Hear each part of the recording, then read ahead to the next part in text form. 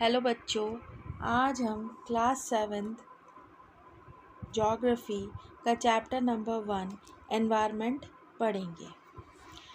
After a long vacation when Ravi started going to school again he noticed that the only playground next to his school was dug up. People say that a huge building with many flats will be constructed here.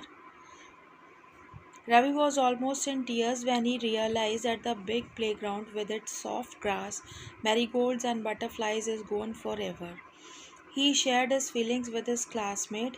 In the assembly, the principal too said, sadly observed, See how our environment is changing. अब इस paragraph में ये बताया जा रहा है कि जब समर वेकेशन के बाद स्कूल्स रीओपन हुए तो बच्चों ने ये पाया कि उनके स्कूल के पास जो एक प्लेग्राउंड था उसको ख़त्म कर दिया जाएगा और वहाँ पर बिल्डिंग्स कंस्ट्रक्ट की जाएंगी। और सभी बच्चों को इस बात का अफसोस था कि वहाँ पे से जितने भी प्लांटेशन है सब कुछ ख़त्म हो जाएगा। In the class, Ravi asked his teacher, What is environment? Whatever you see in your surroundings, said the teacher. अब क्लास में रवि ने अपनी टीचर से पूछा कि व्हाट इज़ एनवायरनमेंट, एनवायरनमेंट क्या होता है। तो टीचर ने आंसर किया कि जो कुछ भी आप अपने सराउंडिंग्स में या जो कुछ भी आप अपने आसपास देखते हैं वो सब कुछ हमारा एनवायरनमेंट होता है। Ravi thought aloud, that means the school building, tables, chairs in the classroom, even that open field, the road, the garbage, my friends, all the parts of our environment. तो वो बच्चा कहता है कि क्या इसका मतलब ये है कि हमारी स्कूल की बिल्डिंग है, टेबल, चेयर्स, मेरे फ्रेंड्स हैं, गार्बेज ऑन द रोड्स है, ऑल पार्ट्स ऑफ, ये सब चीज़ें क्या हमारे एनवायरनमेंट का ये सब चीज़ें हिस्सा होते हैं? Yes, said the teacher, but wait. Some objects are created by nature, for example, mountains, rivers, trees, animals. Others are made by people, for example, road, car, clothes, books. तो उनकी टीचर ने आंसर करा हाँ, पर कुछ objects ऐसे होते हैं जो कि नेचुरली एनवायरनमेंट से हमको मिले होते हैं, जैसे माउंटेन्स है, रिवर्स है, ट्रीज़ है, एनिमल्स है। और कुछ ऐसे ऑब्जेक्ट्स होते हैं जिनको हमने इंसानों ने बनाया है, जैसे रोड्स हो गई, कार्स हो गई, clothes, books etcetera. Now work in pairs. Make a list with your classmates sitting next to you of the creation of nature and by human beings. अब क्लास टीचर ने बच्चों को एक एक्टिविटी करने के लिए दी है कि लिस्ट बनाएं जिसमें कि आपको अपने क्लासमेट के जो साथ में बैठा हुआ है उनकी क्रिएशन, उनके साथ मिलकर आपको नेचर और ह्यूमंस के द्वारा जो भी बनाए गए, जो गॉड गिफ्टेड है या जो नेचर से गिफ्टेड है, उन आइटम्स को और जो मैन मेड थिंग्स हैं उन आइटम्स को लिस्ट करना है। Ravi, Paramjit, Jessie, Mustafa, Asha were all excited about making the list. Why is our environment changing? Ask Iqbal. It is all because of our needs. अब सारे बच्चे बहुत ज़्यादा एक्साइटेड हो गए और बच्चों ने डिसाइड किया कि हम लिस्ट बनाएंगे कि हमारे एनवायरनमेंट में चेंज क्यों आ रहा है। तो एक बच्चा बोलता है उनमें से, क्योंकि हमारी नीड्स की वजह से एनवायरनमेंट में चेंजेस आ रहे हैं। They are increasing day by day. We are therefore modifying and at times even destroying our natural surrounding, the teacher replied. अब टीचर ने आंसर करा कि क्योंकि हमारी नीड्स डे बाय डे बढ़ती ही जा रही हैं और अपनी नीड्स को फुलफ़िल करने के लिए हम जो नेचुरल ऑब्जेक्ट्स हमें मिले हुए हैं उनको हर समय डिस्ट्रॉय कर रहे हैं या उनको चेंज कर रहे हैं। From the above conversation, you understand that the place, people, thing and nature that surround any living organism is called environment.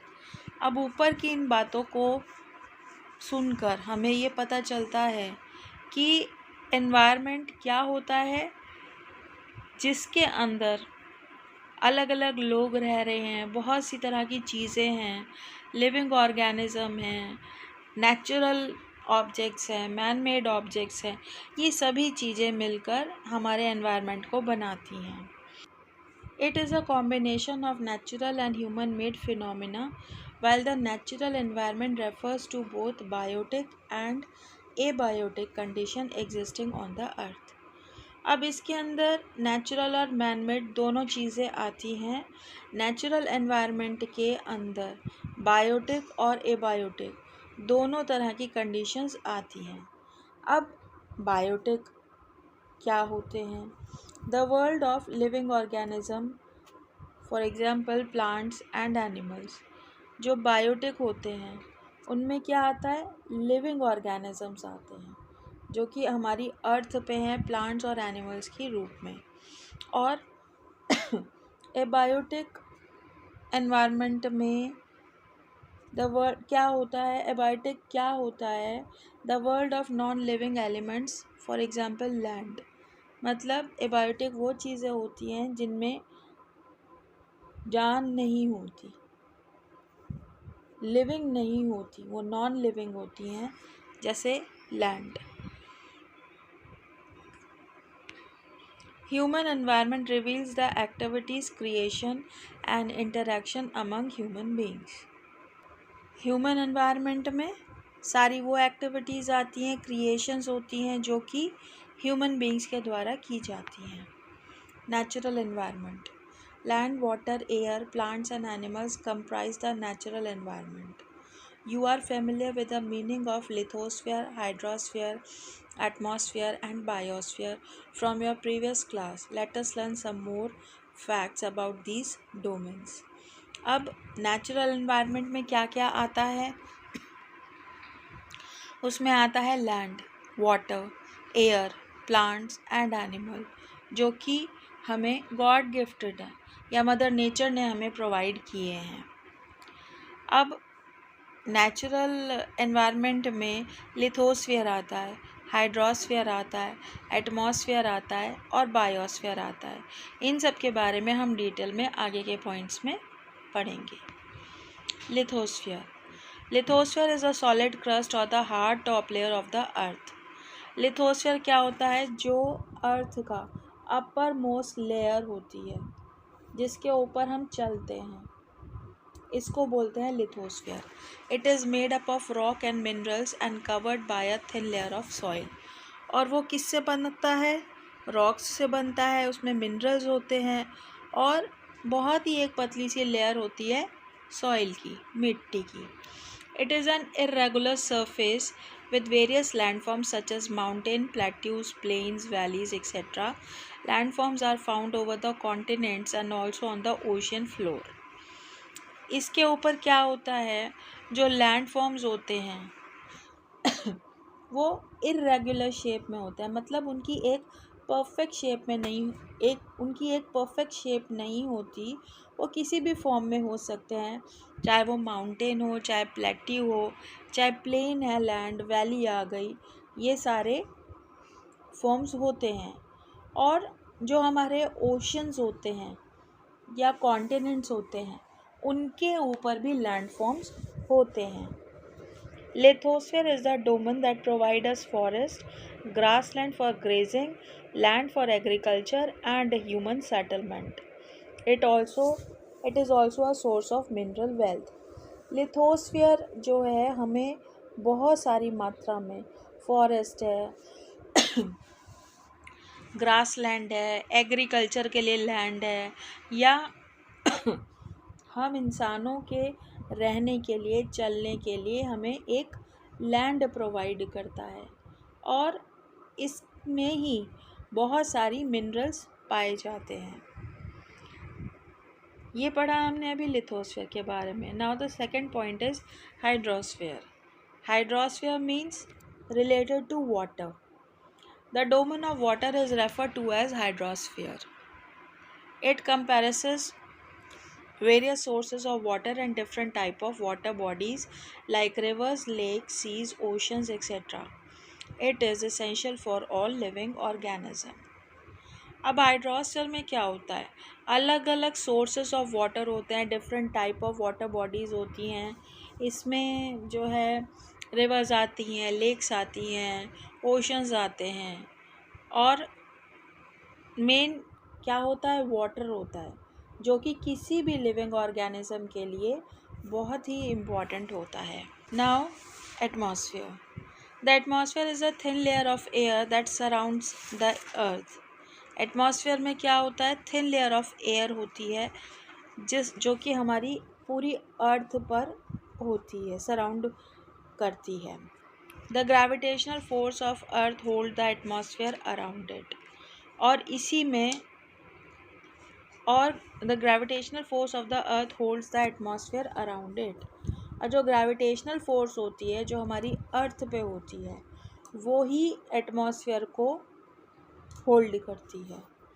It protect us from the harmful rays and scorching heat of the sun.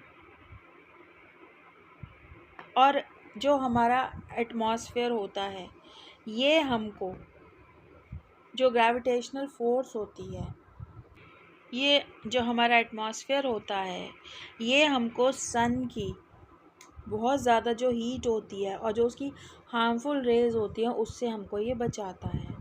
It consist of number of gases, dust and water vapour. और इसमें बहुत सारी gases होती हैं, dust होती है, water vapour होती हैं.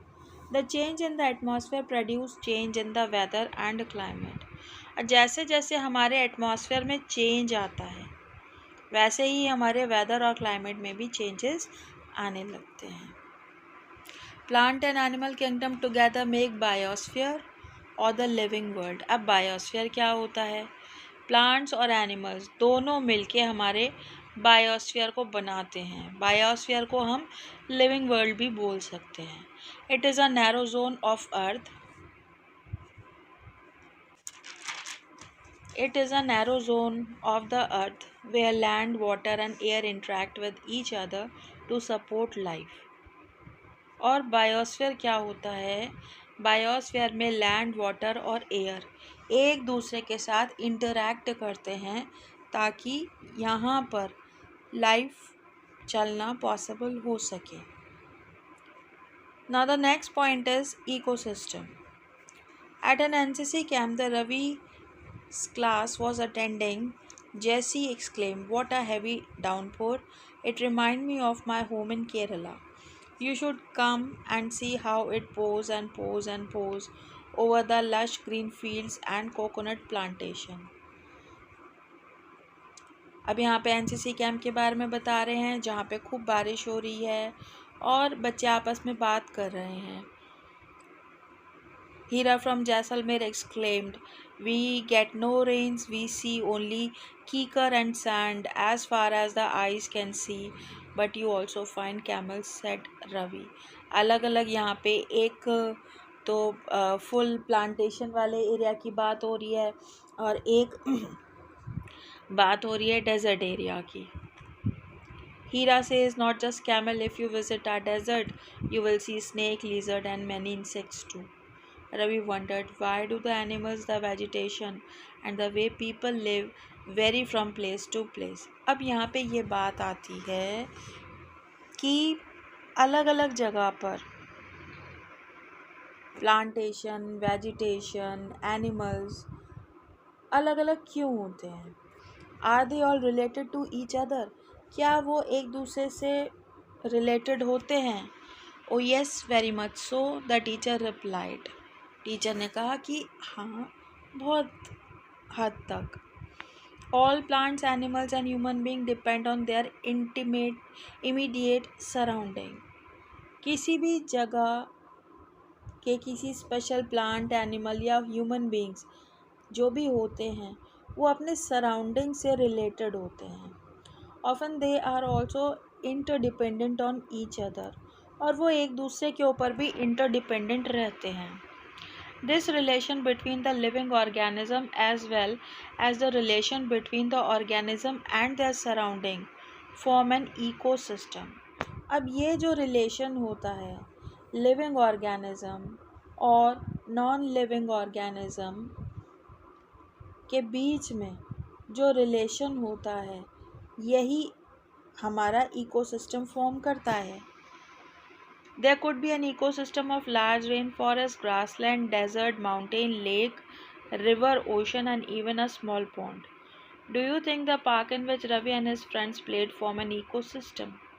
अब क्या होता है जैसे हम किसी माउंटेन एरिया में रहते हैं तो वहाँ के लोग जो होते हैं अपने इकोसिस्टम से रिलेटेड हो जाते हैं.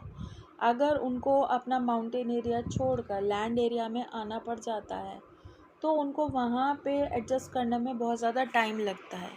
या फिर कोई लैंड एरिया वाला व्यक्ति है उसको माउंटेन्स पे जाकर अगर रहना पड़ता है तो उसको वहाँ की लाइफस्टाइल को अपनाने में बहुत टाइम लगता है. क्यों?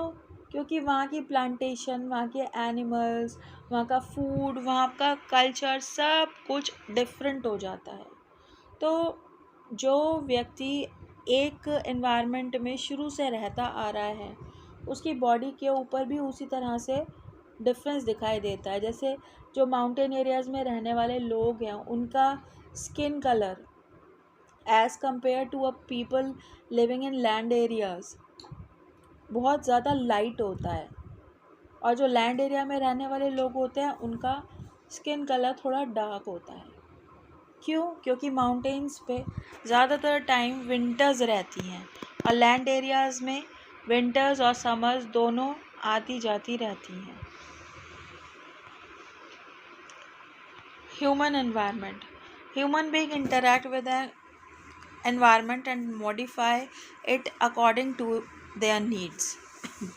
Early humans adapted themselves to the natural surrounding. They lead a simple life and fulfill their requirements from the nature around them. अब ह्यूमन एनवायरनमेंट है. ह्यूमन एनवायरनमेंट में क्या होता है कि लोग बाग अपने नेचुरल सराउंडिंग के अकॉर्डिंग अपनी लाइफ और अपनी रिक्वायरमेंट्स को पूरा करते हैं. With time, needs grow and become more varied. Humans learn to ways to use and change environment. They learn to grow crops. अब जो अर्ली मैन हुआ करते थे उनका टाइम जो था उस समय ना कुकिंग होती थी. वो लोग केवल रॉ मटेरियल पे उनके सर्वाइवल चलता था. पर जैसे जैसे आगे टाइम बढ़ता चला गया लोगों ने क्रॉप्स ग्रो करना चालू करा और फूड को कुक करना चालू करा. उन्होंने एक जगह पे सेटल रह के अपनी लाइफ को अपने एनवायरनमेंट के अकॉर्डिंग जो है सेटल करी है. The wheels was invented, surplus food was produced, barter system emerged, trade started and commerce development, industrial revolution enabled large scale production, transportation became faster, information revolution made communication easier and speedy across the world. अब जैसे जैसे समय आगे बढ़ता चला गया इंसान ने बहुत बहुत ज़्यादा चेंजेस करे अपने नेचुरल एनवायरनमेंट को यूज़ करके अपने एटमॉस्फेयर के अकॉर्डिंग अपनी नीड्स को पूरा करने के लिए बहुत ज़्यादा डेवलपमेंट करे. साथ ही साथ अपनी लाइफ को भी इजी बनाया. Life of an early man is very hard. आज as compare to today's life आज की लाइफ अर्ली मैन्स के मुकाबले बहुत ज़्यादा कन्वीनियंट है, इजी है.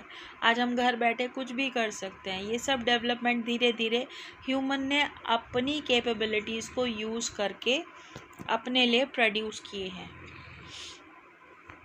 Have you ever thought why you love eating a juicy watermelon in summer and hot roasted peanut in winter? A perfect balance is necessary between the natural and human environment. Human must learn to live and use their environment in a harmonious way. क्या आपने कभी सोचा है कि summers में ही क्यों आपको watermelon खाना अच्छा लगता है और विंटर्स में आपको हॉट रोस्टेड पीनट्स खानी अच्छी लगती है? क्यों? क्योंकि समर्स में हमको एक्स्ट्रा वाटर की ज़रूरत पड़ती है और विंटर्स में हमको वार्म की ज़रूरत पड़ती है। अगर हम यही हॉट रोस्टेड पीनट्स समर्स में खाने लगे और वाटरमेलन विंटर्स में, तो ये हमारी बॉडी को इम्बैलेंस कर देंगे, हम लोगों को कुछ ना कुछ प्रॉब्लम ज़रूर क्रिएट होगी। तो इसीलिए अपनी लाइफ को बैलेंस करके चलना ज़रूरी होता है। Noori, a girl from Mizoram from Ravi's class, often talk about the lush green surroundings of her place.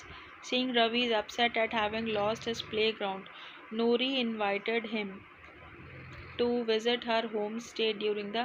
अब यहाँ पे एक बच्चे ने देखा कि उसका फ्रेंड पार्क के प्लेग्राउंड के ख़त्म हो जाने से दुखी है, तो उसको कहती है कि मेरे घर आओ और वहाँ पे बहुत ज़्यादा प्लांटेशन है, सब कुछ बहुत अच्छा है। बार्टर सिस्टम क्या होता है? बार्टर सिस्टम एक इस तरह का ट्रेड होता था पुराने ज़माने में, जिसमें कि मनी का ट्रांजैक्शन नहीं होता था, गुड्स का एक्सचेंज किया जाता था। आई होप आपको ये चैप्टर अच्छे से समझ आया होगा।